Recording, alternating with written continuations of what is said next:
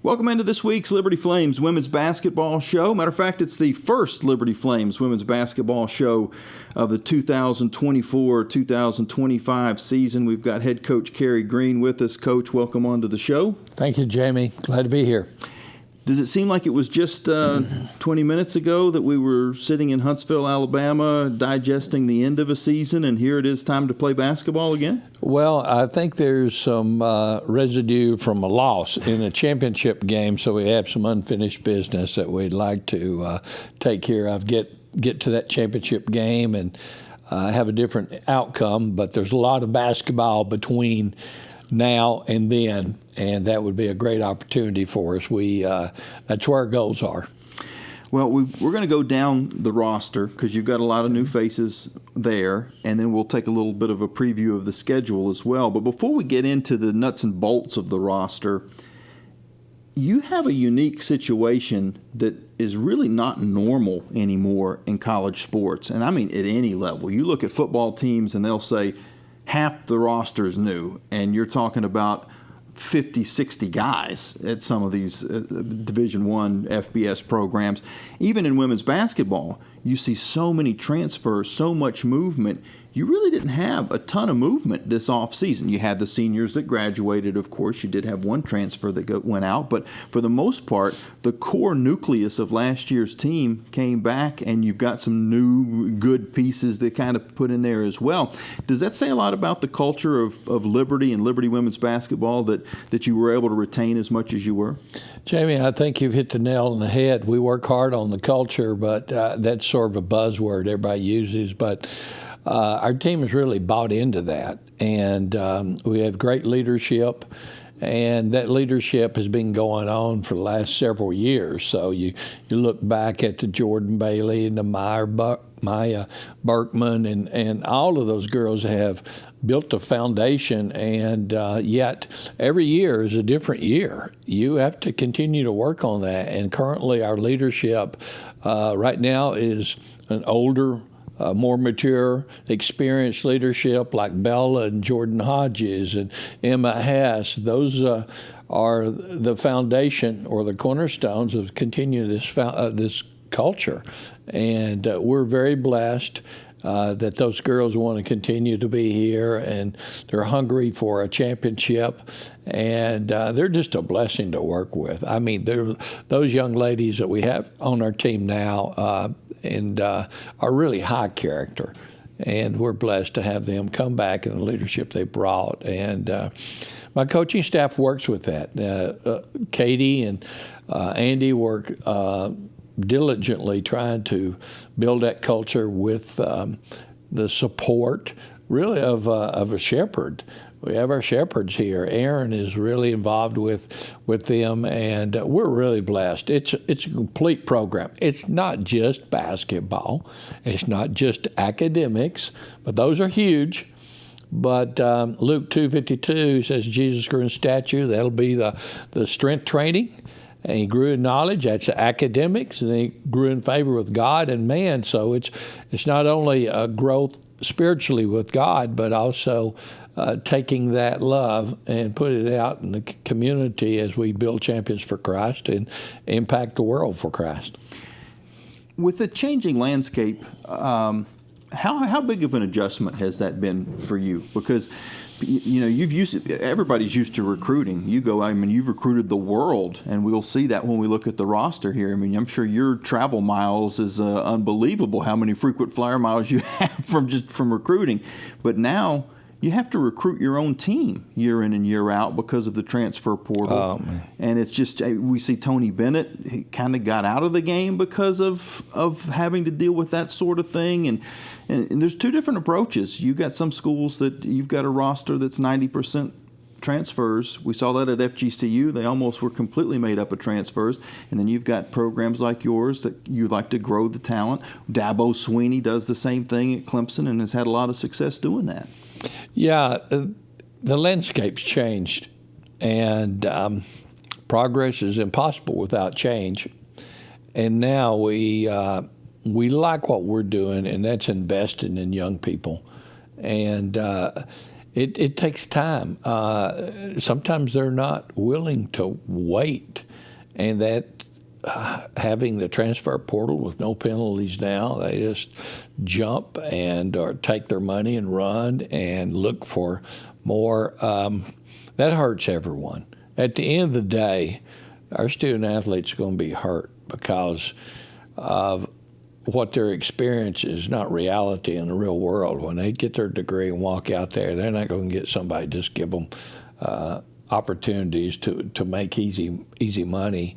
We're blessed, and we continue to work for that.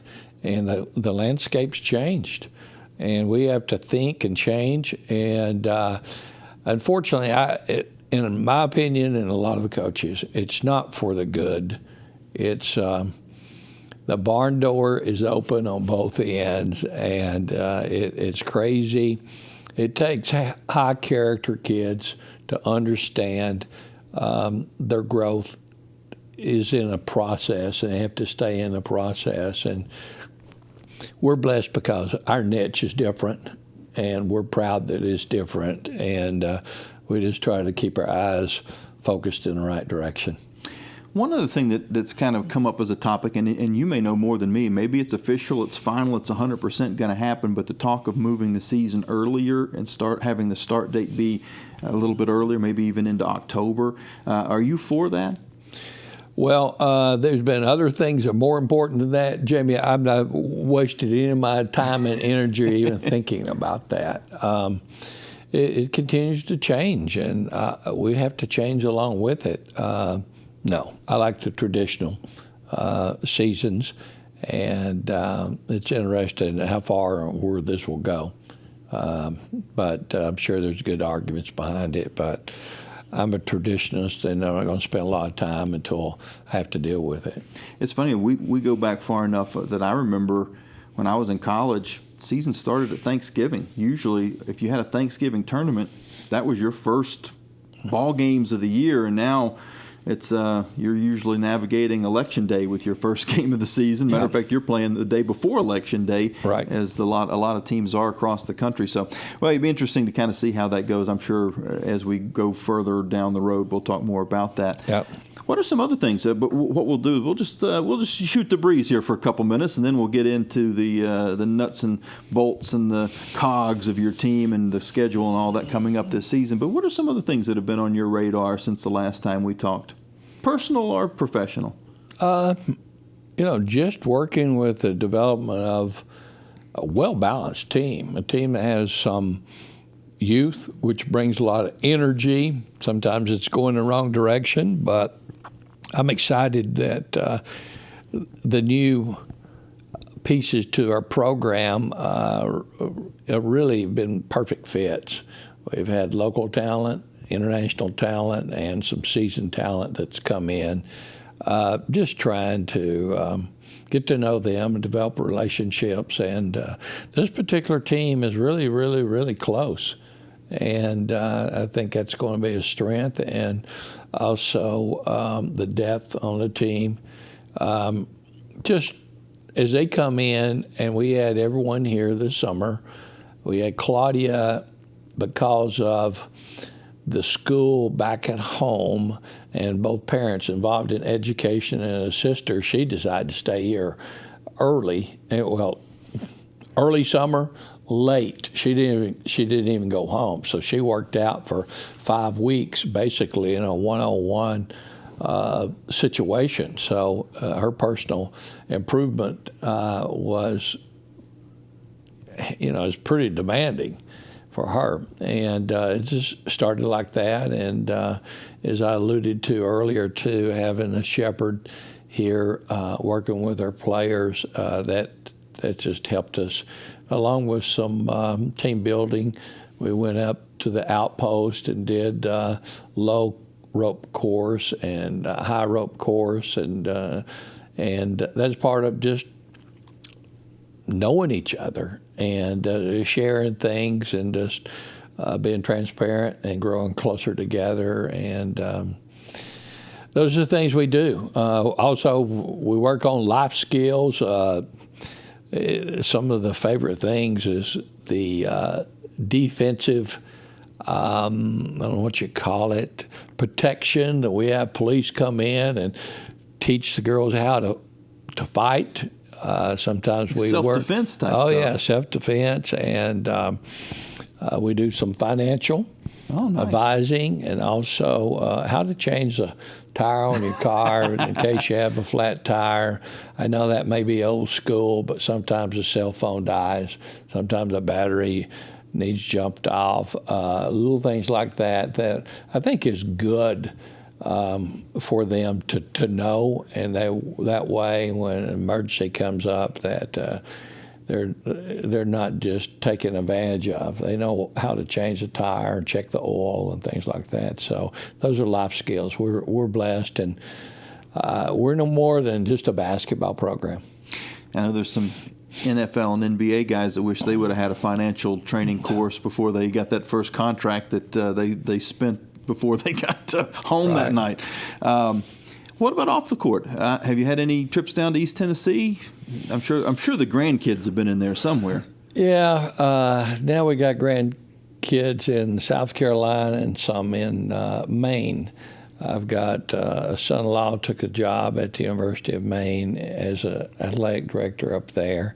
And so 3 sets of grandchildren are up there, or a set of grandchildren are up there, and 1 set is down in South Carolina. We've been to softball games, baseball games, hockey games. That's just what grandparents do, and enjoying them. I got a mother that's turning 90 coming up here in November, and hopefully her health is at a point to where she's able to come to the Tennessee game, and we're going to sneak a birthday party in, so hopefully she's not watching this, but we're going to spend some time there with her. Is she still on the flight path down there at the Knoxville Airport? Yeah, she's right there at the Knoxville Airport. That's where we spent most of her lives, right there on Blueberry Hill, overlooking the airport, and it's probably 20 minutes to the arena. So hopefully we can get her in a wheelchair or whatever over there and watch the game. And she's been having some health issues, but hopefully we can get her straightened out and get her over there. But who knows? We'll see. So as much as I can with her health and the grandchildren growing up, that's where our focus, especially Grandma Green, okay, Mom Denise.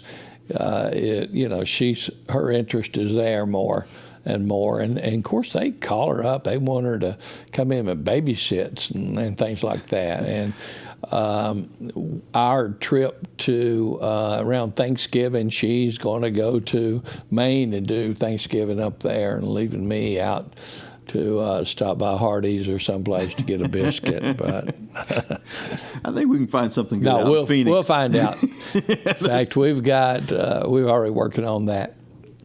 Yeah, that should be a fun trip. One of a few interesting or intriguing trips that you've got on the schedule this year. The first of which is a trip to not to Valparaiso, to Xenia, Ohio, which is near and dear to the Liberty Lady Flames program. We'll talk about that after this break, and kind of the background of how it worked out that you and Richie, both the men and the women, are going to be playing Valpo in this. And it's not a doubleheader per se. It's just worked out to where it's this little exhibition type tournament. The games count. I shouldn't say exhibition, but it's just a unique little classic type. Tournament's not the right word. You just play a single game, and it's kind of the kickoff of the year, to borrow a football term for a moment. But we'll take a quick break. When we come back, we'll finish up our conversation, take a look at the schedule as well as the roster for this year's Lady Flames basketball team here on the Liberty Flames Sports Network from Van Wagner. What's important isn't that Freedom First has been in business since 1956. What's important is how we've been doing business since 1956. Since day one, we have been accountable to our members, not stockholders. We make loans that cost less, offer savings plans that pay more, and give back to our community, and that hasn't changed. What has changed is our ability to serve you with more locations and more technology to simplify your financial life. Freedom First. It's a place where anyone in our region can bank for good.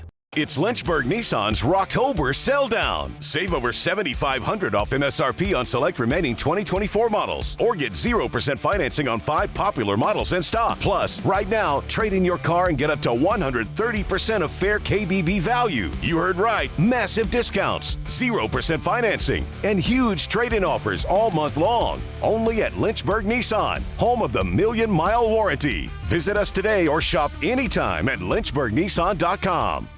You're listening to the Liberty Women's Basketball Show, presented by Freedom First Credit Union. Today's show will continue after this 1-minute timeout on the Liberty Flames Sports Network from Van Wagner. Turn up the heat. Foster Fuels is a proud partner of Liberty Athletics. Fostering warm moments for 100 years, Foster has been providing exceptional propane and gas services throughout Central Virginia and surrounding areas. From propane to fireplaces and tank installs to tankless water heaters, Foster does it all. Visit fosterfuels.com or download the app to order fuel, pay your bill, and more. Get the customer service you deserve and turn up the heat with Foster Fuels and the Liberty Flames. Earthlight Mid-Atlantic, your trusted solar and energy efficiency experts. With a focus on honesty, education, and excellence, they light the way to savings, home comfort, and a greener future. Educating homeowners about the power of solar and energy efficiency is their winning game plan. Give Earthlight Mid-Atlantic a call today at 434-200-9716 or visit erepower.com.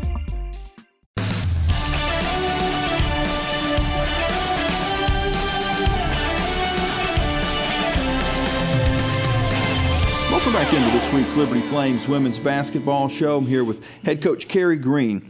And coach, as we were going into break, we were talking a little bit about the opening of the season and taking on Valpo. The men will also be there. So if there's any Liberty alum that are in the Ohio area, it's going to be in Xenia, Ohio. But tell me how that came to be, and I know Athletes in Action are involved in this. It's on their campus, right. But was it just happenstance that it worked out that the men and women were both going to be there? Well, wow. Let me say this. I'm living a dream, sort of speak. Back I graduated in 78 and played collegiate ball, and my senior year at Coastal Carolina, every year there's a medalist coaching clinic, and it's the week after the Final Four in the national championship. And John Wooden, who was at UCLA and won all these 10, 12 NCAA national championships in a row, and such a first-class gentleman, strong Christian, and he coached with Christian values, and he was a speaker there at the clinic. And as a senior just finishing, he was going to speak on his 221 press, needed some players to be out there, so I was able to go out there. They chose me to go out there and work with them, and it was just fun. We got a team picture with him afterwards. He's retired, and got to spend a little time, very little short time with him on an elevator and talking. And at that point in time, I didn't have any idea I was going to get into coaching. He was just a legend then, someone I admired. And now we're going to the John Wooden Family Fieldhouse. And that's where this is the inaugural opening of the field house, and it has been a dream of Athletes in Action, and we're sort of tied into there. I know the current president, Mark Householder, really well. I've actually went turkey hunting with that guy years back, okay? And Wendell Deo, which was, Adam Deo's father, Kelly's father-in-law, and Wendell was the second president to Athletes in Action, and he was chaplain to the Reds and chaplain to the Bengals, and just been a close family. acquaintance, and wow, I just think this is cool. We're going up there. It's like I said, it's a dream come true for me to be there. And through the summer, we had some conversations. They had reached out, and I just think it's a great marriage. You know, you got really two faith-based educations, Valpo and Liberty, in a ministry with Campus Crusade for Christ, or CRU, or Athletes in Action. This is their headquarters. And beautiful arena that opened up during the summer. And both our men and women are getting to play in there. And if I'm not mistaken, well, obviously from NCAA, that's the first day you could play. And we're playing at early in the day. We may be the first NCAA game played this year across the country because we're playing so early. And they try to make it a big deal. They were trying to, and I think they do have some TV coverages there. They were trying to do a big package, and that's their job. They're trying to figure that out. But I think we're going to have a packed house and a nice banquet the night before. Hopefully you can tell in my voice, this is a big deal to me, and I'm excited just to bring a team up there. Xenia, Ohio, I think you've had a few recruited players there before. too. Yeah, we had triplets, and I think their parents are probably they may have moved because of the health of a grandparents, but that's where they're originally from. Emma Hess played on that campus before this Family Life Center was built. Her high school team played right there, and I could look across the field where they had broke the ground at that point in time. I already had a vision of this arena, so you better believe the Hess family will be there, and she'll be lighting it up, and it's going to be an exciting time for a lot of us. You know, especially the Hess family there and the community that she played in the high school and all of that. It's a homecoming for some of us in a lot of ways. It's good to get back and see the changes there and fellowship with some people like Mark Householder and Wendell Dale's trying to get back up there, and he had a speaking engagement. He's going to try to get in there and see it, and it's an exciting time. And the excitement will continue the rest of the week, too. You get back in town. Right. You go vote on Tuesday, and then you've got Duke coming in. And it's always nice to see an ACC team come to Liberty Arena. It doesn't happen very often. Really, at any mid-majors, it's hard to get those teams to come in. What was the background of making that work out? Well, I'm going to put that one on Sarah Baruta. Just having conversations, as we do, with coaches throughout the summer. And there was just some connections, and they were willing to come up here and play at our place, and I really appreciate that too. There's so many programs at the Power 5 or whatever that's got money, and they just throw money out for game guarantees. And if you look at their schedule, somebody like a North Carolina, whatever, and they may have 12 non-conference games, and 10 of them are playing at home because they went out and bought several games, and that happens all around.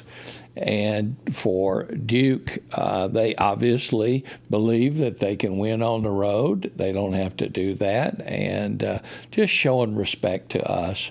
And coming here, that's exciting for us too, because as you said, they don't have to travel. From athletic perspective, and even in coaching, athletic director perspective and marketing, I would want to have as many home games I could too. We try to, but to have somebody high caliber like that to come here, I really appreciate their coaching staff, and they're very talented. It'll be a challenge for us. It's a busy week because then you play in that WAC Challenge against Cal Baptist. That's a home game on Saturday. I'm just going to run through the schedule, and then we'll hit a couple of the high points. Tennessee is you get a little time off in between Cal Baptist and Tennessee. So you got 3 games the first week, and then you get a little bit of time off before you head down to Knoxville and return that game where they played here last year. Game at Towson.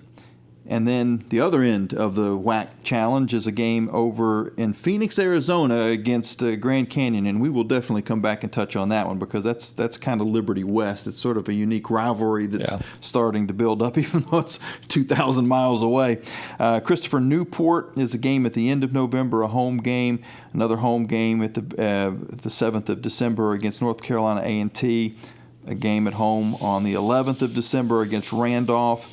And then you play down at the Cherokee Invitational in Cherokee, North Carolina against Arkansas, and then either Toledo or Troy. And the interesting part of that is that's the area of the country that was hit really hard by the Hurricane Helene a few weeks ago. Maybe it's been more than that now, maybe almost a month and a half ago. Was there ever any conversation or thought that might not happen now? We did have some conversations, but I don't think that they were impacted, but not like some of the people were in the Asheville area. And it's only 40 minutes from there, but I think they're good. Or they would already been contacting us and we'd been working on something else. But I think there's some money in that area, the Cherokee Reservation and federal laws and stuff like that. Casinos, where there's money, there's money. And if something can get fixed, they will fix it. I'm not saying they have any problems there, but those are challenges. Overall, it's a tough schedule. We're mature. We're ready for these challenges, and it doesn't get any easier. As you were saying, we're coming back from the challenge against Valparaiso. We have Duke, and 2 days later we got Cal Baptist, and just Cal Baptist and Duke together was over 50 wins. Cal Baptist won the conference and got an NCAA, a very good program. And then we traveled to traditionally powerhouse Tennessee. That is a return game, and those are challenges. So, we start off, we better be ready to go because those are definitely challenges. And, we want all of our fans to come out, especially the Duke and the Cal Baptist, because that's just almost back-to-back. Cal Baptist is going to be very good. That will be a huge challenge for us. And with only 1 day to prepare, they're going to have more opportunities to prepare than we are. And then, as you said, Tennessee, and then a return game to Towson. And we'll be busing up there and playing them at an unusual time. I think it's like 2 o'clock on Sunday. And I think they're leaving, going to some tournament like the Bahamas or whatever, so we have odd time there. And then we're going to fly out there to Phoenix. And, Grand Canyon is an interesting team, somewhat like a Florida Gulf Coast or Middle Tennessee. Or they're unique. They're very good. They press you from beginning to the end, have great athletes, and we've been fortunate to beat them the last 2 times we played them. So, man, they give us an odd time, too. I think we play at like 1 o'clock down there. No, I think it's like 1 o'clock our time, but it's 11 o'clock their time or something like that, because they're going to the Bahamas or someplace. They got something going on. So we got them on an early game time. Not for us. It's about 1 o'clock, 2 o'clock for us. That's typically when we practice. But you're on the road, and it's going to be a revenge game for them. They want to beat us, and they're good too. So then we come back, as you said, a few games and then we go to the Cherokee Invitational and close out the non-conference and play a very good Arkansas team. And the other two teams, I think Toledo, I think they won the WNIT. And then Troy is very good. I think they won like 25 games or something like that. So that'll be a great challenge for us and in preparation before we go into Conference USA, which is it's changing as well. Middle is going to be very, very tough. They bring back a lot of their players. Florida International is going to be good. They got a preseason player of the year. And Western Kentucky's very good.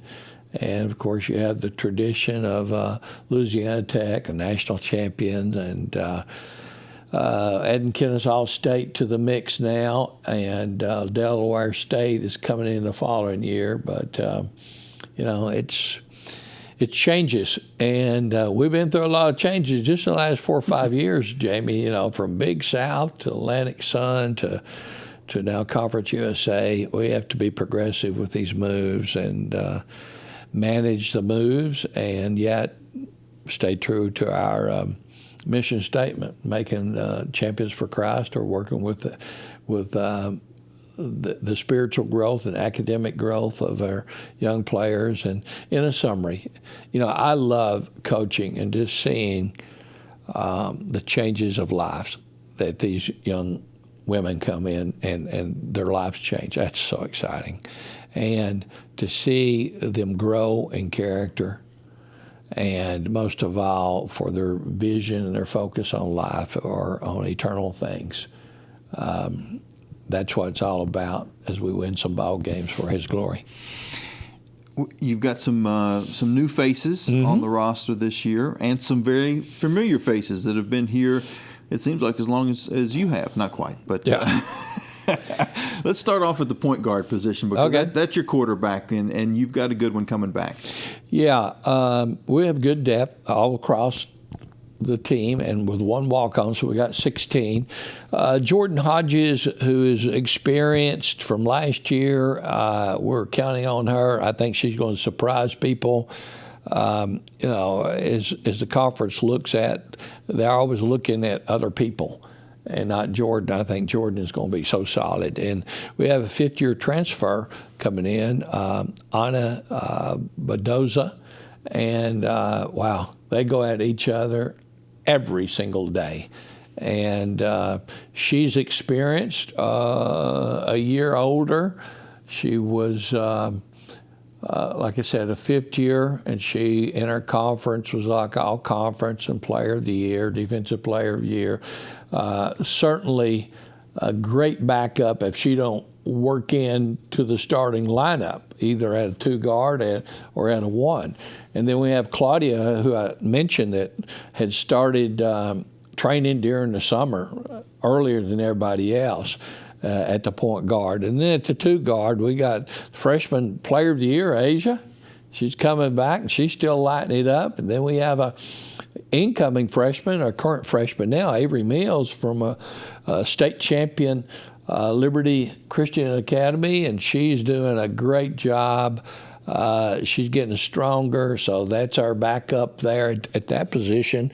We do have, also Malia Alexander, who is from up in Ohio, and she loves basketball. She's a great soccer player, and what does that tell you? Somebody's good on soccer, got great footwork, and will D you up.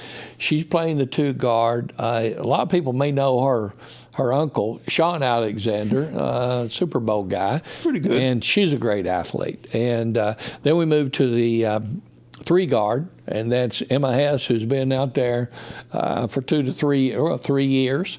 And she's bringing great leadership. She's shooting the ball very, very well at that position. And we're getting Brooke Moore back.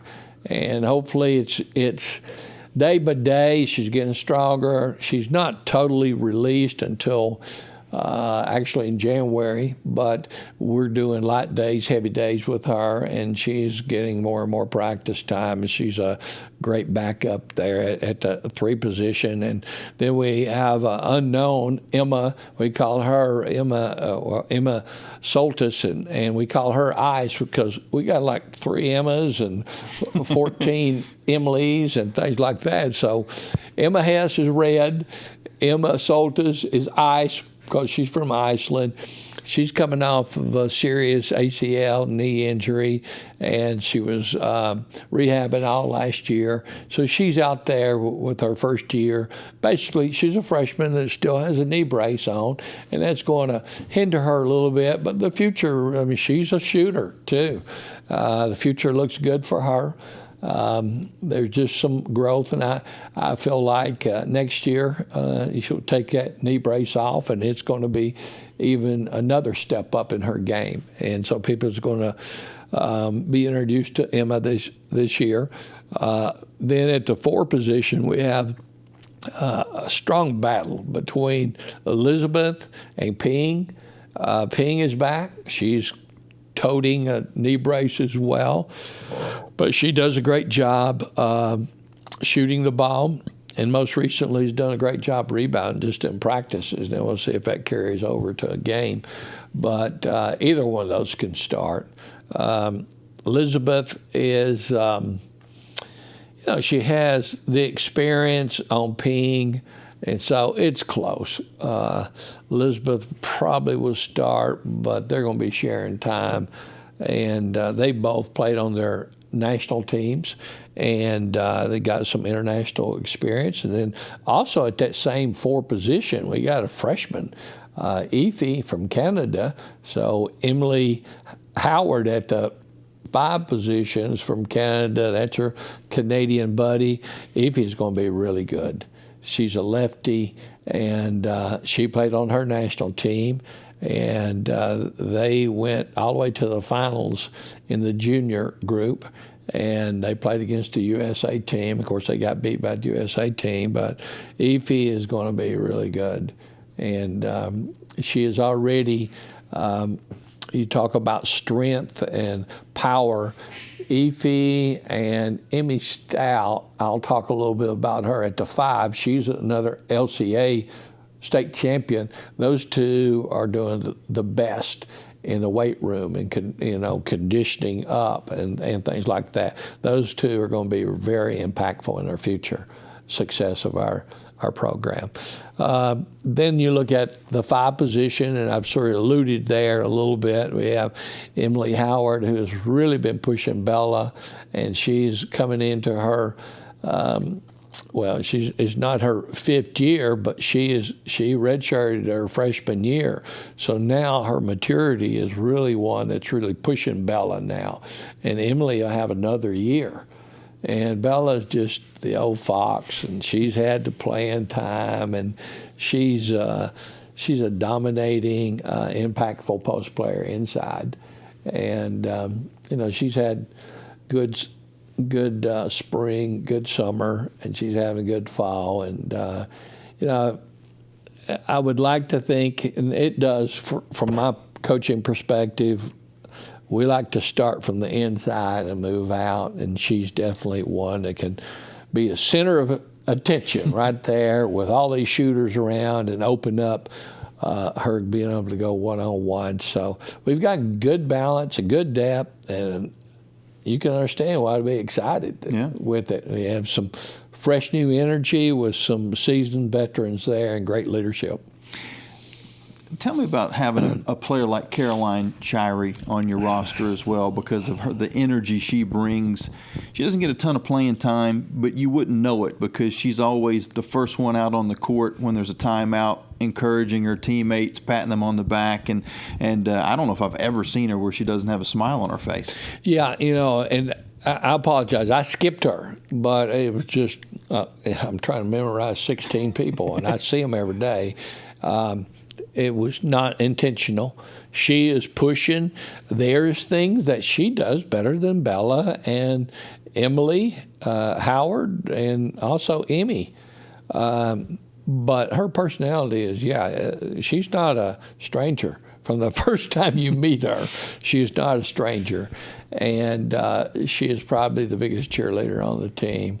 And great family, great heart.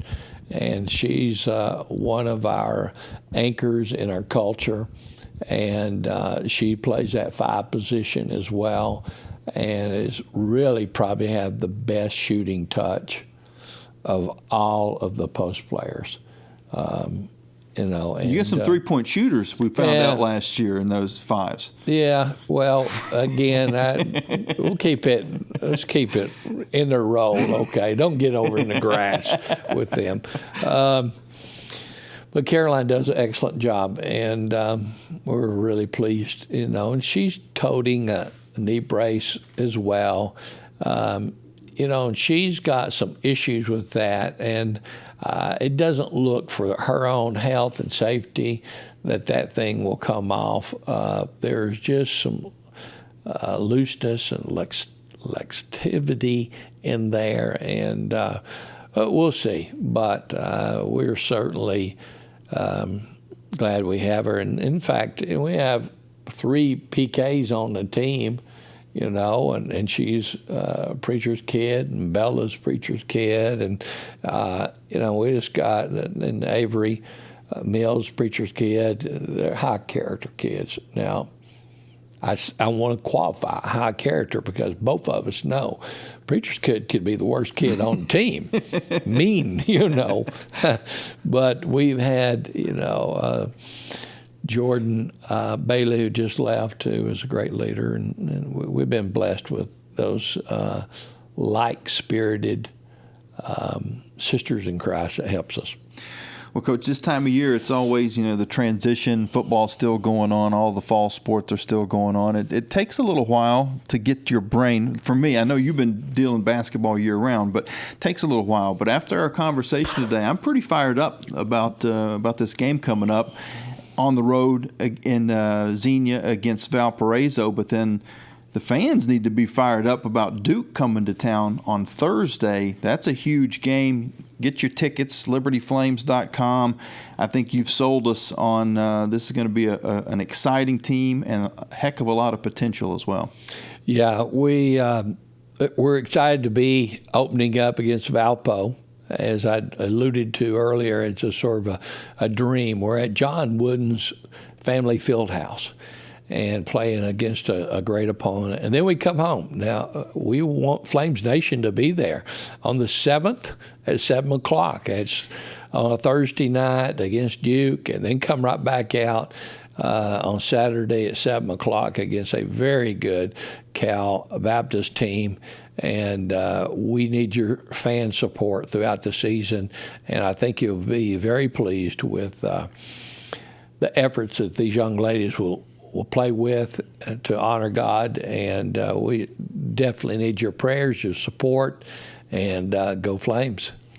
Appreciate your time, Coach. Thank you, Jamie. We'll see you up in Ohio here shortly, and we'll be back in Lynchburg. And if you want tickets, more information, again, libertyflames.com. You can also follow the Lady Flames there. You'll have all the links to listen to the radio broadcast. We'll have these types of conversations all year long. Get the girls involved as well, so it'll be fun. So again, libertyflames.com. You can also check us out on Facebook, Instagram, and X, formerly known as Twitter, and we'll be with them all season long. Until we talk again, this is Jamie Hall saying so long and God bless. Thank you.